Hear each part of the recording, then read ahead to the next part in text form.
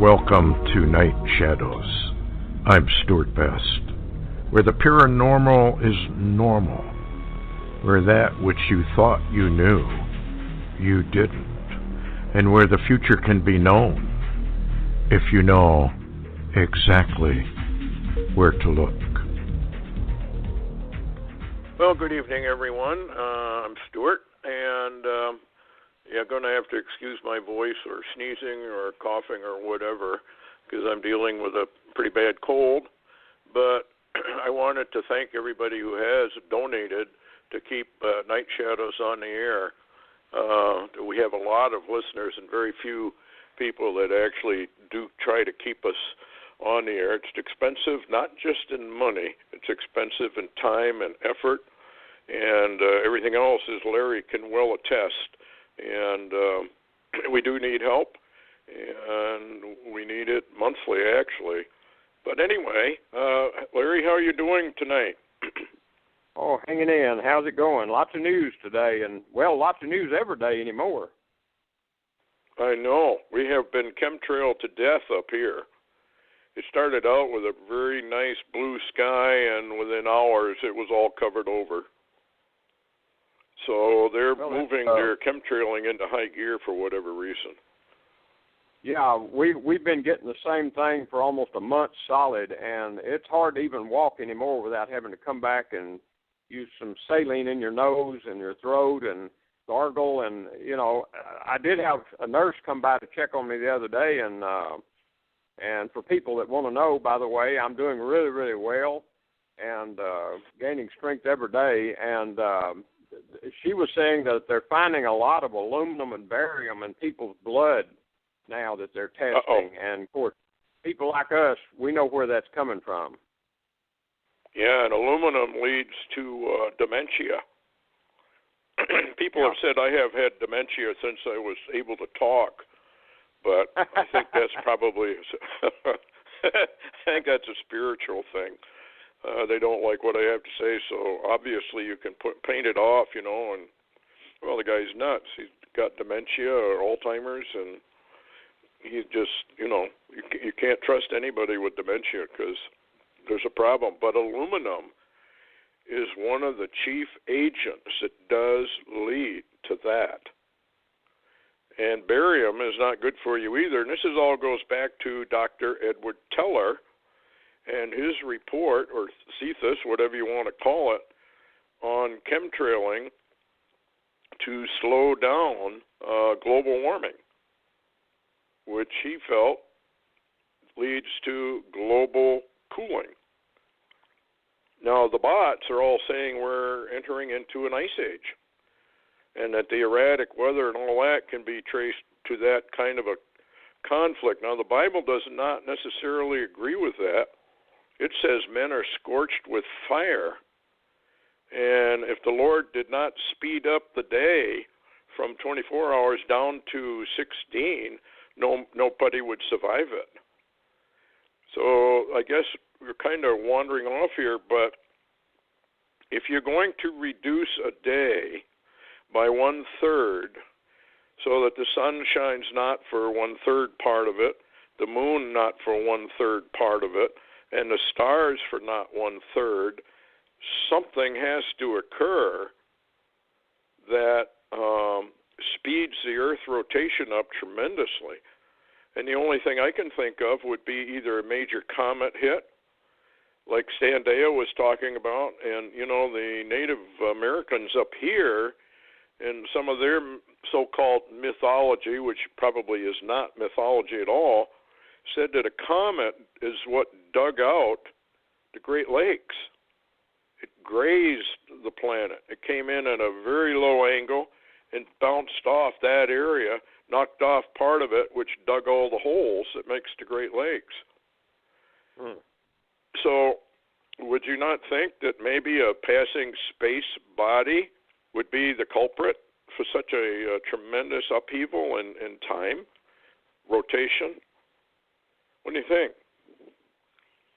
Oh, that's really interesting, especially with what you remember Red Elk clearly said, that he had been shown that an object similar to the moon was going to come in and literally graze the atmosphere, create a lot of havoc, bounce off. It wouldn't hit the ground, but it would bounce back up into space and go into the sun, and that would cause trouble. So there's a lot of things we're not aware of continually around us that are all kind of changes that we don't expect. Now, Stan Dale may realize some of these are going to occur, and of course he talks about wormwood and other things, but it's almost like we've become being one end of a bowling alley. Well, I think probably the Lord's a pretty good bowler. He might make a big strike, and if he does, the human race is in a lot of trouble. I mean, definitely something is coming along, or Isaiah 24 would have to be wrong, where it says that men are as rare as fine gold, which is the gold of Ophir, which is what Stan actually was talking about. That's the place where they find this rare, almost totally pure gold. And we are, human race is as rare as that. So that indicates not too many people escape what's coming. Another good reason why people ought to get under the wings of the Lord while they still have time. Anyway, maybe we can get that back to that later. Dave Hodges on the Common Sense Show talks about this war. He says World War III is here. Syria's Reichstag moment. The neocons have won. What do you think? There's something going on because Trump had a rapid and very, I don't know what you could call it, change of heart on Syria. And he even tweeted a number of times, no, we're not going to get involved in Syria. And Ron Paul said he couldn't figure out at all why Assad would do that. Tends to confirm that it wasn't Assad that did it, which is exactly what Vladimir Putin is saying already. Here you go off half-cocked, is basically what he said. You don't even know what's really going on. And here you have attacked a sovereign nation for no reason that is not in war with you at all. So again, Putin is taking the high road. He has every right to be in Syria, which a lot of people don't realize because Assad voted him in or asked him to come in. The United States has absolutely no right legally whatsoever to be in there doing anything. What do you think is going on here? Well, I've noted what seems to be a very startling paradigm shift with the Trump administration the last few days or the last week. I've noted, number one, the pivot, towards doing something in Syria, North Korea, China, et cetera, et cetera, et cetera. But I've noted that some of the meetings he's having with Netanyahu, El-Sisi of Egypt, the King of Jordan, Abdullah, it seems like, and this is what's interesting. Now, there's a pivot. It seems like something is drawing him towards the Middle East. I mean, I know he don't want to go there. I know a lot of other people don't want to go there. But it seems like something out of his hands is drawing him into the Middle East. And I'm wondering if this isn't a beginning of a pivot that he's being pulled towards the Middle East, because the minute he hit Syria, with the missile strikes in Syria, yes. I heard there was a conversation between Putin and Netanyahu, and that Putin actually acknowledged that Jerusalem should be the capital of Israel, which is startling that Putin would come out and say that. Now, of course, our news media is not promoting that at all, none. But what I'm seeing is there seems to be a pivot, even in his administration, the Trump administration. All of a sudden, the changes with possibly with Previous, possibly with Bannon, Jared Kushner's involved. We're seeing a really radical change, and there are rumors. Now, these are rumors. They're in the news on Fox, but they're rumors that there's about to be a really incredible shakeup in the White House itself. So what is happening? We're going to have to watch this a little close, really watch clearly where this is going. But it seems to me, Stuart, and I'd like your opinion on this, is it possible that time is moving by so fast, I guess you could say not only on a earth time basis, but a spiritual basis, that he's being pulled towards the Middle East to change things in the Middle East that he may not even thought of yet, that this whole thing is moving towards Jerusalem, and a lot of the people on the planet don't have any idea where this is going. Well, the Lord makes a very interesting comment in the book of Isaiah. He says, my hand is stretched out upon the nations, and I'm going to do my will. And who's going to stop it? In other words, he's saying, look, I'm going to do what I want to do. I have proposed it, I have planned it, and I'm going to do it. So, yes, the nations are being drawn through circumstance to do what the Bible prophets said they would do. And if we are in this 5777 deal, I think we're very, very close to something really deadly serious, because 7 is the number of completion. It's the number of, this is the end. It's over, it's done, and a new phase is being launched. This brings me to this Trump business. Now they're trying to claim that he launched 60 missiles and one failed. But the reporting was constantly last night and even into this morning that it was actually 59 missiles, and all of them hit their mark. So here's what's interesting. If you take, and this deals with Trump, and it deals with Netanyahu, and it deals in the numbers games of the Lord. He loves numbers, as does the occult. In fact, the occult mocks the Lord with their number games. 9/11 was filled with the occultic numbers. In fact, there were so many of them that no human being could do it.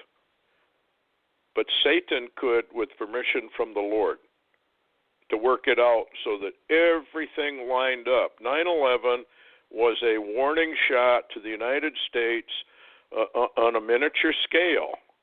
And I hate to use that word, miniature scale, because of the number of people that were killed there. Yeah. But it was miniature and minuscule compared to what he's going to do to America next.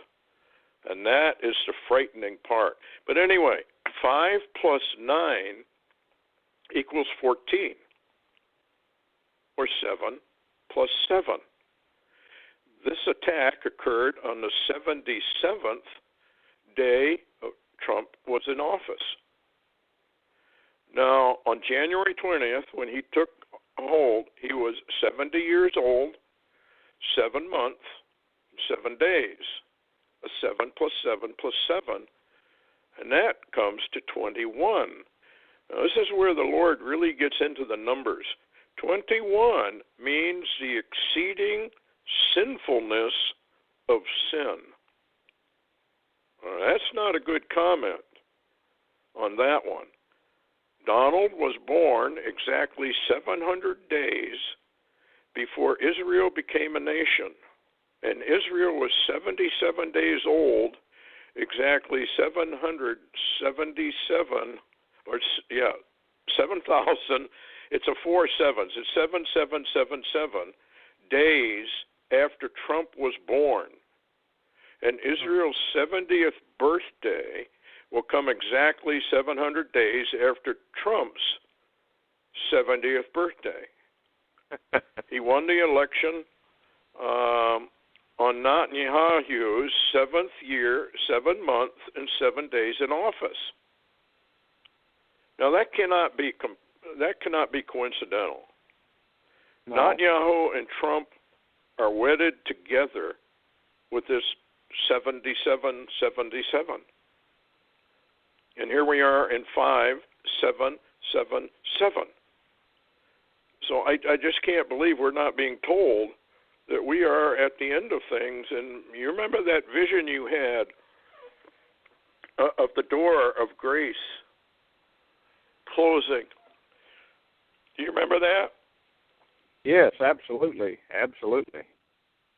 You want to explain that again for the folks? Because I think this ties right into this 5777. Year of changes, of course. What it was really interesting was, you and I talked, I think it was yesterday, and we got into a conversation about, and you brought up, actually, you said, what if, this is the end of the age of grace? And I said, well, it very possibly could be. And I thought about that later, Stuart, after you brought that up. It brought me back to remembering again about the vision of the door that I had years ago and the finality of that door closing, and how that the door wasn't open very far anyway when the last rush of grain came into the garner, so to speak, before the door slammed shut. And, of course, Jesus was the door. And, I thought about what you said, Stuart. I think today, and we had shared how that, where is the church today? I don't hear anybody. I don't hear the nominal church out there. I hear nothing. It's like it's totally silent. And Stuart, I don't think the church really ever expects there to be a finality to the age of grace. They never can see it happening. They never can see it closing and something else operating, like the kingdom. They cannot see it. And I think that really brought up some interesting thoughts when you said, are we right at the end of the age of grace, and we're there now? I'm beginning to think we are because of what's going on. Now, if Putin is saying, yeah, you know what, your capital really should be in Jerusalem. Trump, you know what, your embassy and capital really should be in Jerusalem. You know what, maybe we should reply to this letter, which I'm sure they have, of the Sanhedrin, that they build their temple.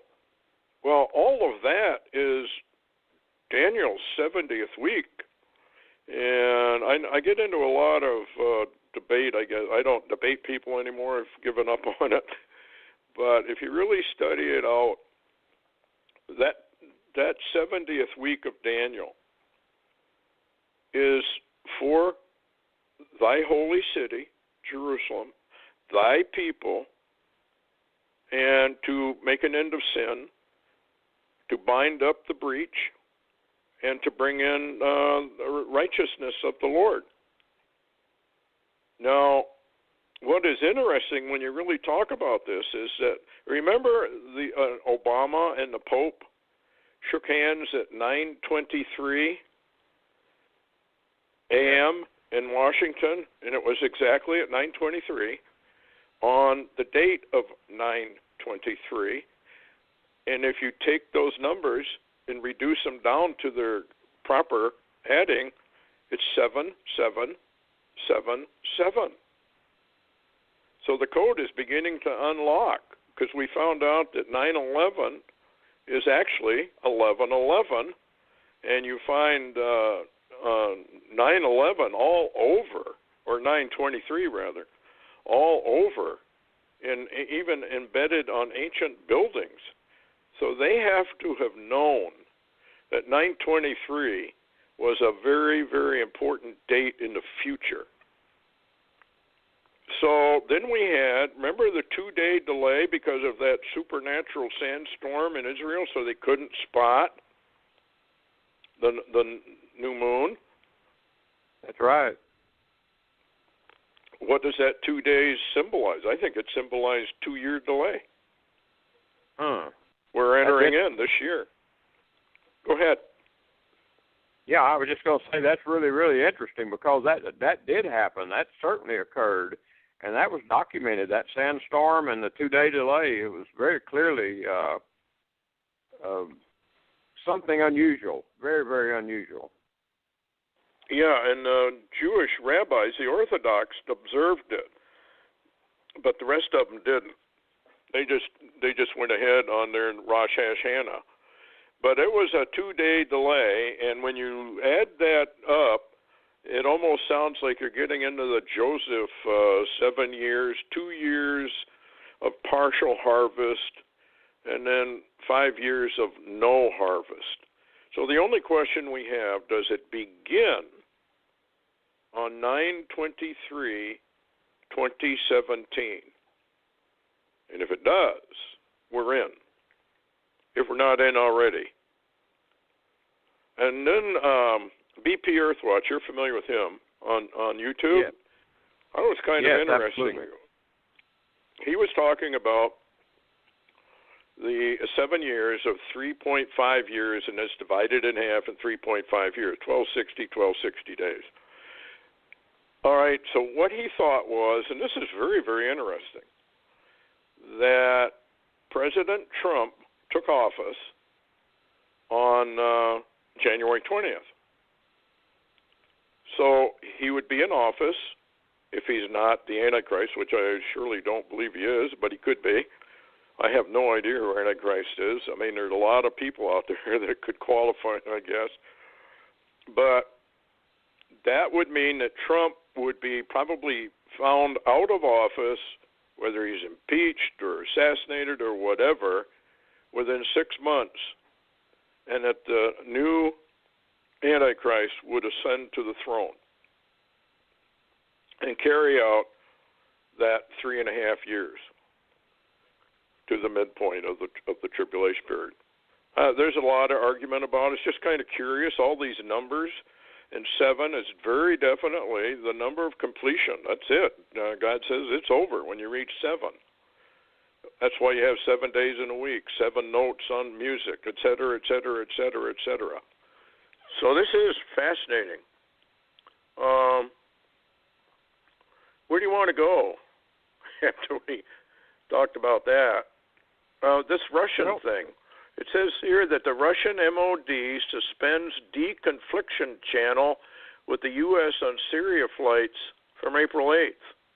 They've shut down all of this. What does that mean? I was listening to John Bolton and a couple of the generals on Fox Business this evening, and they were talking, and they were saying that they are assuming that there's going to be a lot of posturing. They said the next few days that military assets will be posturing, and we're talking about, of course, the Syrians who have already sent out more planes from that base that got hit, and they've been attacking Homs all day, regardless of the strike that hit the base. But, they said that Iran will be posturing, Hezbollah's posturing. Of course, at the same time, Russia's moving assets, military assets, and making statements, and they call that posturing. And Israel is under high alert right now because they're expecting ramifications from that strike that Trump did. But they are in agreement that the strike, they're supporting Trump and his decision to strike.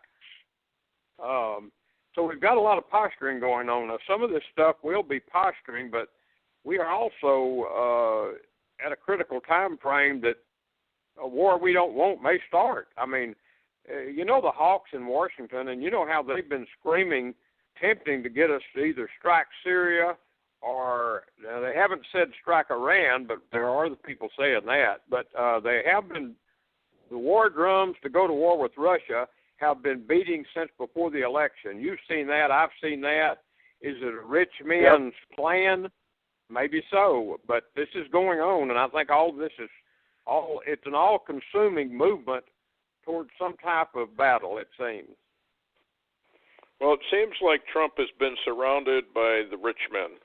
Goldman Sachs, he's surrounded by his military, almost all of whom are actually retired, but nevertheless, he's put a lot of good military men in power, and he's kind of let them just do whatever they want. Now, the question is, too, and I read an article, this is kind of interesting, because remember how they're claiming that Trump is in collusion with Putin and Russia, and that's how he got elected, and that's why Hillary lost? Well, now they're beginning to do some really deep research on Hillary Clinton. in one of the articles that I found, and this is interesting because they used sarin gas on those rebels if that actually occurred. And I have to say, did that actually occur? Because you have no idea anymore what you're actually seeing. But anyway, this is what it says. Seymour Hersh, who's really digs deep, says that Hillary Clinton approved sending to Libya sarin gas to the Syrian rebels.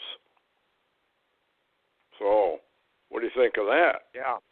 Well, I think that's rather interesting because of the fact that we had reports earlier that ISIS themselves had captured some bases in Syria that contained some of that gas and those weapons, and that they had obtained some already from them. But on the other hand, if and I'm not, you and I both know that Benghazi, a portion of Benghazi was something they could not let survive because they didn't want to give the answers, and they didn't want the American people to know what they were doing in Libya and Benghazi. And so that would make sense. And there are a number of people that are claiming that this gas attack really is a false flag in all reality. Yeah, I tend to agree with them. The last time chemical weapons were used, they blamed it on Assad, but there were people who went in later and proved that was utterly false, that this is the ISIS and the rebels that did it, and then they blame Assad. And I'm beginning to get a little concerned that Trump is being swayed by the neocons and that he's being taken over by the globalists in maneuver. Now, who knows? Maybe they took him in the back room and sat him down and said, well, you may think you can do all this stuff, but this is the way it really is. And they do that. Anyway, here's another article for your comments. Putin considers U.S. attack in Syria aggression against a sovereign state. United States missile strikes on a military airfield in Syria violates international law and represents an act of aggression against a sovereign state under a far-fetched pretext. So, once again, we have to say Putin was invited into Syria by Assad. He is the legitimate person to be head of it. And whether we like what he does or what he doesn't do, according to the Scripture, doesn't really matter. The Bible more or less indicates we have no business being over there at all. And that whatsoever we give out, that's what we're going to get back 4 times over. So it's getting very, very interesting. What do you think Putin actually will do? Is there any chance that if they fired some more that he would sink one of those warships? He's got those hypersonic weapons on board that warship he's got over there. Yeah, I'll tell you what, I would lean more towards being concerned what Putin would do with NATO. He could certainly pivot his military and begin to confront NATO, and that would be much greater conflict to begin very, very easily. As a matter of fact, Lithuania is all warning right now that the massing of Russian troops and arms on their border, they say it could only be days away from trouble. So it'll depend on where Putin wants to go with this. If he wants to maneuver in the Middle East and have problems there, then that's where it'll go. But I would be more concerned, I believe, right now with Russia versus NATO situation, which would draw us in too. Now, there's also many that are concerned about Iran and Hezbollah because there's a lot of Iranian troops, thousands of them, in Syria, and also they're linked to Hezbollah, and all of those, they would focus on Israel, I believe, and we could really begin to see troubles that we don't have any idea maybe building on a number of borders. But also at the same time, there is still those rumors, and I know Sartre Falls started it, but there has been some more whispered rumors about concerns of a major attack against the UK or Europe, the EU, and focusing back on ISIS, even with the extent of a possible dirty bomb, and that's been mentioned. Well, the other, how do I word this? If we were to fire some more stuff in there, I can't think that Putin would not respond militarily. I think he would have to. And Putin is still friendly, as I think, at least partially, because I read not too long ago he still had some bombers and stuff in Iran, right? I mean, he does. I know he does in Syria. So, if you got Daniel chapter 8 that we have to consider, and Daniel 8 says that Iran suddenly and with no warning whatever decides to go northeast, south, and west, basically all over the place. So for Iran to do that, of course, we know they want their 12th Imam, who the Christians, of course, would consider the Antichrist, to rise up out of the ruins of the, I guess you'd have to call it, they want a war, Third World War. Which makes me a little suspicious as to why the banksters over here, the neocons over here, obviously are trying to start a war, and they're using Syria as the pretense to do it. Which is why I believe Ron Paul is probably right that it was not Assad that did it, but probably the rebel forces that did it, or deep state that did it, because they are the ones who want a war. And under our executive orders, if a war actually breaks out, martial law can be declared. And we're in, and America goes down. Because they'll never grant freedom ever again. So, and then you've got the North Korean situation, and again, it almost looks like the Armageddon script, because we have, I guess, the meeting with Trump and the Chinese premier went very well, I guess, according to what, have you heard anything about that? The most I've heard about that so far, and they've kept it kind of quiet, is that they had a lot of dialogue, and Trump seemed pleased with some of the results and said there were going to be changes ahead.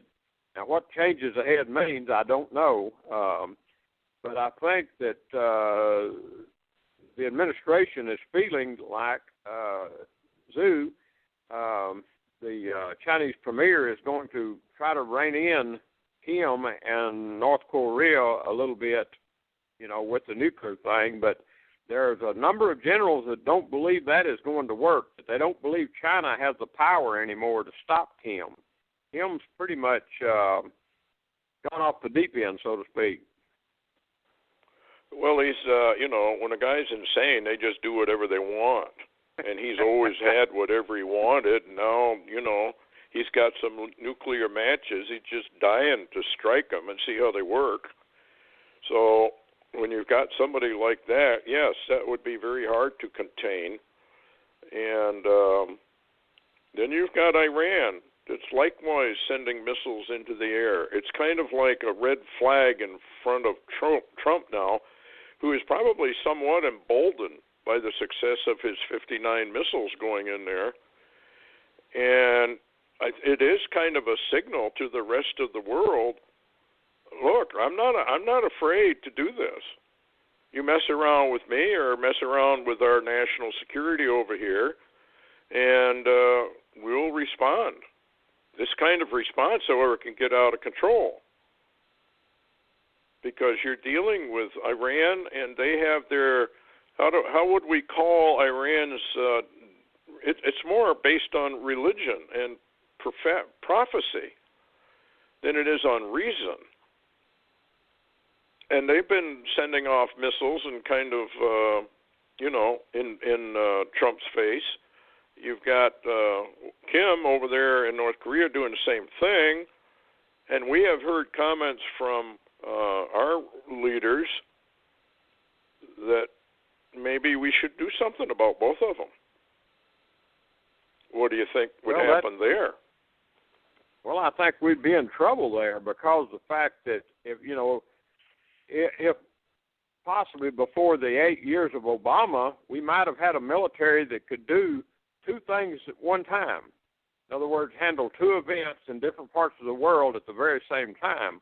We don't have that after 8 years of decimation of our military, and that includes ships, planes. We've got a lot of planes that won't even fly, can't even fly. And, we're short, it appears, on missiles. And, most of the experts that I've heard talk say we could handle one crisis in the world right now. 2, 3, or 4 at once? No way. It's impossible. We cannot do it. And so my concern is, as you was talking, the Armageddon Strip, if we start having problems in the Middle East with Syria, and then Iran goes off the wall, and North Korea fires their stuff, and, then NATO and Russia go out, we cannot be there. Yeah. And that would be, that sounds like what's really going on. The South China Sea, they're building those artificial islands. They're militarizing them. China has constantly said they want to take back Taiwan, and that would be the ideal time to do it. And then we would have global chaos, wars everywhere, and we would come out on the losing end of it, I think. So which comes first, do you think? With this attack now on Syria, Damascus might be next. And Damascus becomes a ruinous heap. Yeah, it's entirely timely, Stuart, because as we've talked before, Damascus has literally become, and you know well as I do, it's not only just, Assad is in that portion of the world, but ISIS, they have a lot of their command and control, and their terror leaders are based in Damascus now. Iran has, its troops and command and control centers, in Damascus and that region. You've got Hamas now. Most of their leaders are hiding in Damascus and working out of hidden places and bunkers in Damascus. You've got Hezbollah that are locked in around Damascus now. And if Israel ever wants to take another deep breath, somebody's going to have to completely destroy Damascus. That has become the nerve center of everything against Israel and the U.S., and I'm wondering if it's the Lord's hand beginning to pull Trump, by the shoulders down into Syria to bring Isaiah 17. I would not doubt it, because Isaiah 17, I believe it probably going to go this way. Isaiah 17, Daniel 8, and Ezekiel 38, 39, most likely. It's a toss-up between Daniel and Isaiah 17, but there's no. Here we are at 5777. That's big change. That's there's no question. This is so much bigger than Trump's change or Obama's change. This is a global reset of some sort. So war usually precedes, in Israel's history anyway, their building of the temple. And did you not say they're still on high alert? Oh, absolutely. Israel? And if you'll remember, just before all of this started, you remember the last month, show after show, how we've talked about all of the weaponized technology that Israel has pulled out of its hiding places and literally set up and activated and are online, and how they've got troops, even reserves called up, that are drilling now. Their tanks are moving. Israel's in flux right now and have been for over a month. And you remember some of the insiders talking to me has said, we're going to war. so they know. So then, most likely, this preemptive, unlawful attack, everybody, they say, oh, Assad's just a murderer. He does all these cruel, cruel things, which he does. He's a dictator. But does that make us any of our business? The Bible seems to indicate no. We have no business going into any of these places and stirring up all this trouble. So if Israel is on high alert, that's very expensive to maintain. And did they still call up their reserves? I think they did, if I understand it right. Right? Yeah, they called up thousands of reserve, and they're working right. They're on duty, and that is very expensive. That's not an easy thing to do, and they generally won't do it unless they're really going to make a move of some kind, or they're expecting something. So, and I said before, when they brought out the defense system called David Sling, and that's the brand new technology they've got. And not only does this technology, not only can it detect and shoot down an incoming missile, it also sends a missile to the location that it was fired from. So David Sling is a defense killer. It not only defends, it kills the sender. And remember, Netanyahu last week made a statement. He said now that David Sling is operational, and those are missiles, ballistic missiles, he said, if you try to hurt us, we will hurt you. Yeah, and they probably do have some weapons they have not even talked about. Now, this is the wild card in all of this. The TR-3Bs, the anti-gravity, the bases on the moon, the bases on Mars. Is this going to be the war which those anti-gravity TR-3Bs will then be brought into play and the fake arrival comes that Project Bluebeam talked about? Do you suppose that's what's going on here? Because if they came in, they could stop it,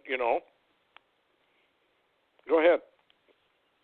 Yeah, I was just going to say that's entirely possible because, we have seen some video. You remember that? Where one of the triangle craft, the TR-3Bs, was actually hitting some, I believe it was Al-Qaeda or ISIS positions. So they have been used selectively already. Now, that could happen. Plus, at the same time, some people are aware of Israel's, one of their secret weapons is an EMP flying bomb, that they have those. And you remember Lieberman recently came out, and a couple of the generals in Israel came out and said, when Hezbollah begins to attack us out of Lebanon, we will put Lebanon back 100 years. And so that's some technology that they haven't used up till now that they may pull out and use. As this may be a war unlike we've ever seen, and it may not last that long. Well, Isaiah 17, it indicates it only lasts like overnight. It's done. Boom. And it says, because of the children of Israel. So we would probably act in concert with Israel on a deal like that. But it is kind of interesting because of the so-called blue beam fake arrival, where the world goes into chaos and they suddenly show up and say, okay, guys, you're done playing with the matches. Now we're going to have to do something about this because you can't control yourselves. And then the new world order is set up, and everybody is put under the yoke, so to speak. So it was something that crossed my mind that this may be just an overall setup for the order ab chaos of the Masons, and that Masonry is now orchestrating the final phase of chaos. It'll be global, probably be economic. There are a lot of warnings out there about a total economic shutdown. One day you wake up and everything is closed. And you remember David Wilkinson said that there would be a 6-month holiday And I can't imagine how people are going to survive for 6 months if they can't get to an ATM, they can't get to a bank, they can't buy fuel, and they wouldn't be able to buy food either. Yeah. And that kind of leads us into something you and I talked about, preparing. What's your take on that? I don't think too many people are actually preparing. No, and let me read you something just real quick as a note that you remember we had Davis Bunn on that talked to us, and we had him on talking about a couple of his paranormal novels, but he was writing one called The Domino Effect, and he shared a little bit about that, how that was coming. And I got that the other day, and I read it. It's a 2017 novel. It's very interesting, and really, I'm not big on the numbers and the markets and all of that. I'm not real big on that, but this really drew me in, and I wanted to read something here on page 194. Yes. I'll just read this paragraph because it's very interesting where it goes.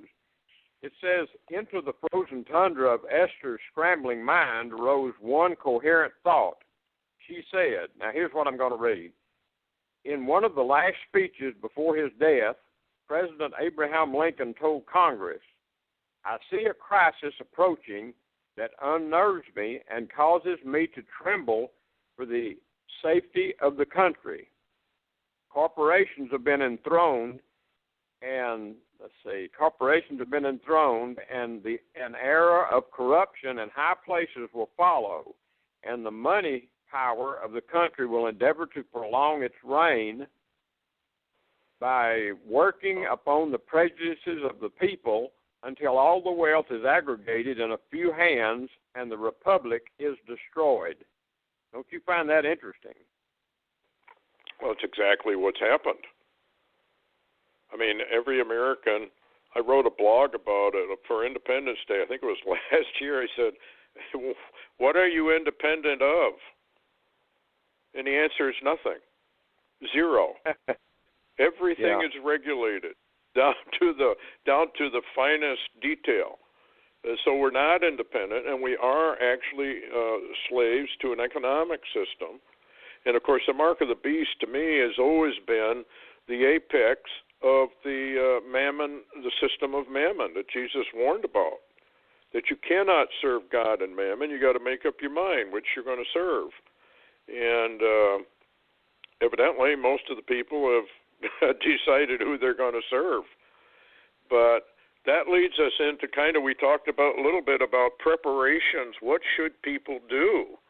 You said you got a letter from someone who said, what do we do? Obviously, like you said, pray a lot. But you still have to go out and warn people and prepare yourselves. Have you got any suggestions? Being a police officer, I know you deal with self-defense, and I would really like to get you on sometime for women folk and how they can defend, because there are a ton of divorcees, single moms, and single women that are probably virtually defenseless with what's coming. If this thing cuts loose, it's not going to be any different than what's going on over in Germany or anywhere else over there. It's going to be hell on earth, and we should probably talk about that sometime. And you, being a detective and a police officer, know a lot about that. But what do you think? I know if you go on to most of these sites, these prep sites, they're extremely expensive. They're obviously making a fortune, and most people cannot afford it. I guess that's my take on it. What's yours?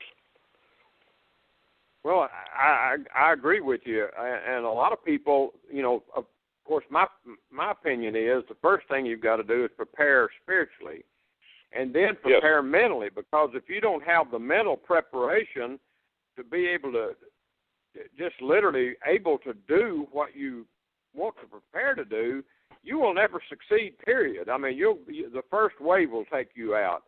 But I remember, Stuart, so well when you told me one time your wife had a dream about having to climb up on buildings up high to sleep at night and to hide, yes, and et cetera, and people have to mentally be prepared for that. If you're not, I don't know what'll save you. I could tell people all day how to protect themselves and how to be watchful and aware and cautious, et cetera, and self-defense, et cetera. But if you're not mentally prepared, you're a sitting duck.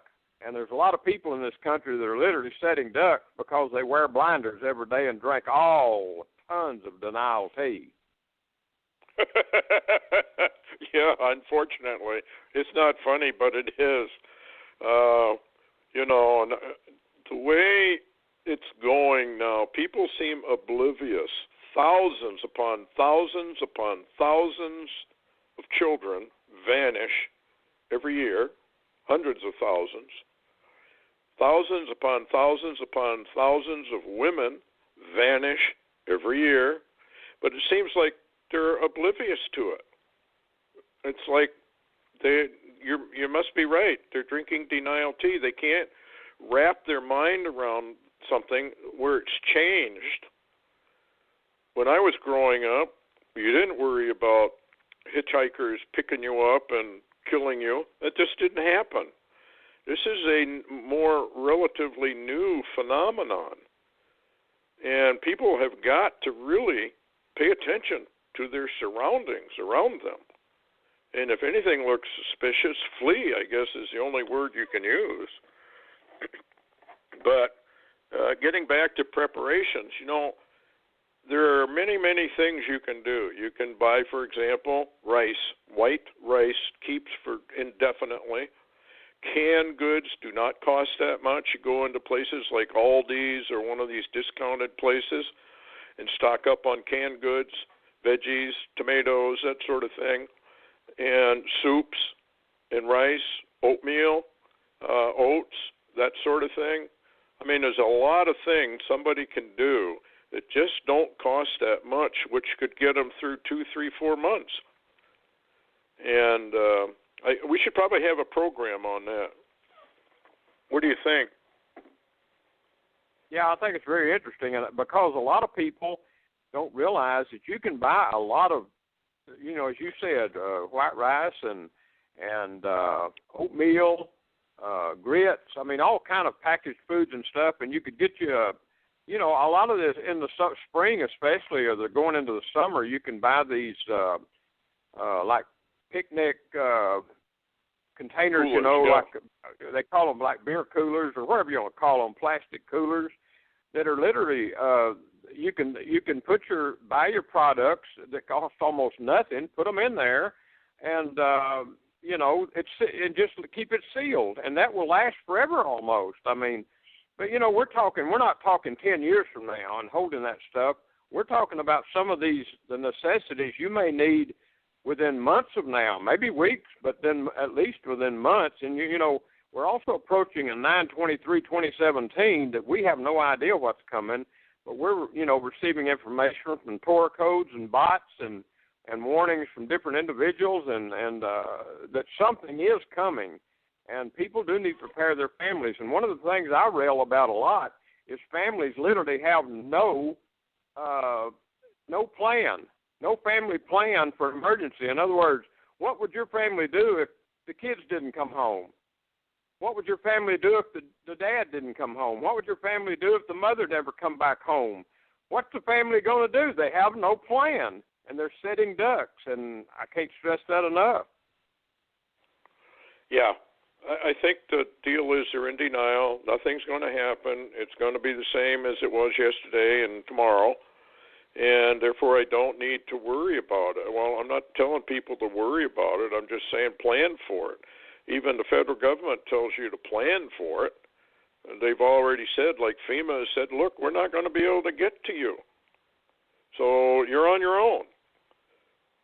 And we have become, I guess, a nation of dependence on government handouts. And what happens when the government is no longer handing anything out?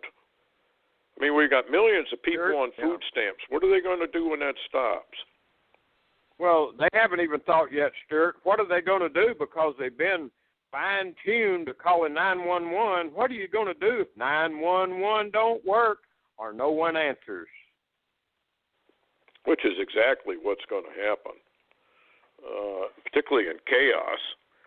I remember in the Watts riots out there in California, the people that got caught up in there and survived it said that the police would not even go in. There were no police. They just let it go. And I guess you can't blame the police for doing that either. So, yeah, you cannot depend upon government, state, local, or otherwise. You're going to have to defend for yourself. And we are coming up. This 5777 code is all over the place. And it means completion. It means over and out, it's done. And that's what leads me to believe that the age of grace is very rapidly closing upon the American Christian, and they have no clue whatsoever that any of this is actually going on, which is, of course, what the Bible says. All they got to do is read Matthew chapter 7, and the people that stand before the Lord rejected. It's serious, serious business, I guess. Anyway, anything else you want to bring up? We got about 2-3 minutes. Well, I was just going to mention that we appear to be, and according to the Bible itself, we appear to be in the middle of a great change. And as you so eloquently said, it's not just a change in America. We are in flux of a worldwide change of some kind. And whether it's the economy, the market, they're even watching the markets right now with some of the Trump stumbling lately that's being caused by the attacks continually on Trump that does not let up. They're talking like they're about to have market troubles, and that will bring America troubles. And when the markets and America troubles start, the whole world will shake because we're all interconnected now. And that was fun. Somebody doesn't have anything to do, get one of those books and read it. It's incredible. Davis Bunn, The Domino Effect. Well, I think that's one thing that people don't realize. And here we have Kim, the North Korean insane fellow, with his satellites that go over the United States twice a day. Nobody knows what's on them. Some people have speculated it's an EMP device, which he can pull the button or push the button anytime he wants. And even scientists have said if we get hit by either a solar EMP event or an artificial one like a nuke EMP, we're done. America's done. It's toast. It's over, and America goes into the dust of history. What do you think? Well, I think we're so extremely vulnerable. We have no idea, especially after 8 years of Obama. And you know as well as I do, Stuart. We talked earlier about defense around our nation. We are not a nation defended anymore. Yeah, with the borders wide open, and that, of course, is Jeremiah, or prophecy fulfilled. I'm going to fill you with men as like caterpillars who will rise up against you when the order is given, and the cities will burn. And when that happens, folks, if you're not prepared, it's too late. And I would not be putting anything off at this point. And just pray that you can get under the wings of Jesus and be, I guess, lifted out of here would be a good way to put it. Anyway, thanks for everybody for listening, and we'll see you again next week.